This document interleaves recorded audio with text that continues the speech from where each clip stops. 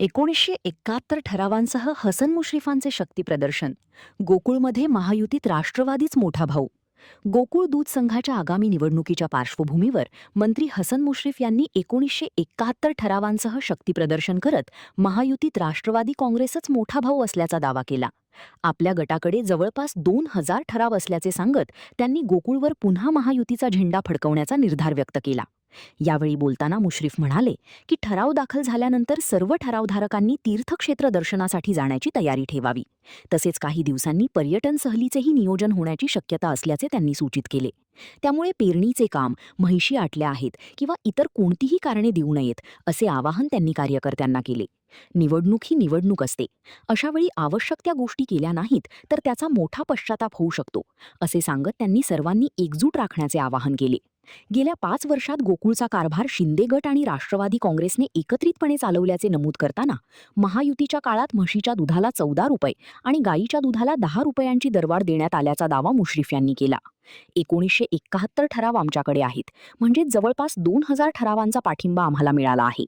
या बळावर आम्ही महायुतीतील मोठा भाऊ म्हणून राहणार असून गोकुळवर महायुतीचा झेंडा फडकवणार आहोत असा विश्वास त्यांनी व्यक्त केला.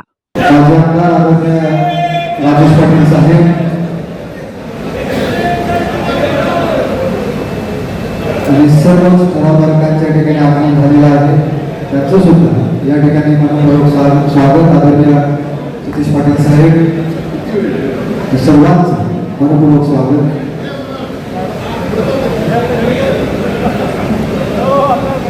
माजी आमदार राजेश पाटील, सतीश पाटील, गडिंग कारखान्याचे चेअरमन भाई पताडे, देशेगाव चव्हाण यांच्या नेतृत्वाखाली आता एक ट्रेन आमची आलेली आहे. आता एकच अडचण आपल्या समोर आता आहे, आपण जायचं आहे की ठराव वास्तविक आपल्या हातात त्यांनी द्यायला पाहिजे होते. आता ठराव तुमच्या हातामध्ये दिलेले नाही. आता ही कशी गोष्ट सामाजिक व्यवस्था करणार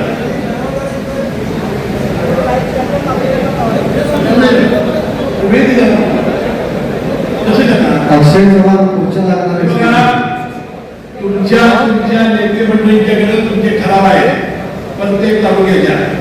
माझी विनंती अशी आहे की आपण इथं हळूहळू निघून जाऊ आणि आपले नेते मंडळी तुम्हाला जी टीम आहे त्याला ठराव करून व्यवस्थितपणानं पाऊस आला की आग आला भिजू देऊ नका.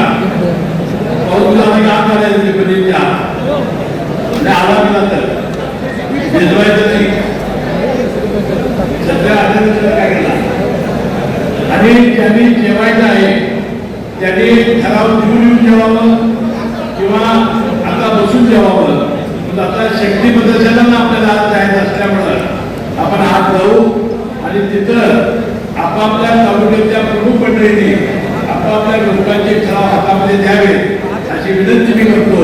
आम्ही सगळे नेते मंडळी 10-15 मिनिटे इथे बसतो. तुम्ही ज्याला ज्याला ठराव घ्या आणि मग आपण 15 मिनिटांनी आम्ही नेतृत्व करू आणि तुम्ही सगळेजण मागून 2000 ठराव घेऊन आज आपण गोकुळवर आपण युतीचा झेंडा फडकायचा आहे. तर मोठा भाऊ म्हणून राष्ट्रवादी काँग्रेस पक्षच या गटाचं नेतृत्व करेल असा विश्वास मी या निमित्ताने देतो आणि मनपूर्वक आपले सर्वांचे आभार मानतो. आणि आपण सर्वांनी आता पहिल्यांदा हलगी, नंतर भजन, त्यानंतर नेते मंडळी, नंतर चंदगड तालुका, आदला तालुका, गडिंगलज, शाहूवाडी, पन्हाळा, हातकर्ली, शिरोड, दरवी, राधानगरी, भद्रकर्णी, कागद अशा रीतीने आपण जायचं आहे. तो 10-15 मिनिटांनी बसतो, जरा खिचडी खातो. तोपर्यंत तुम्ही ठराव आपल्या नेत्याने आपल्या मतदारात घेऊन घ्यावे. इथं बसा, बाहेर पडू नका. थांबा, इथं ठराव घ्या.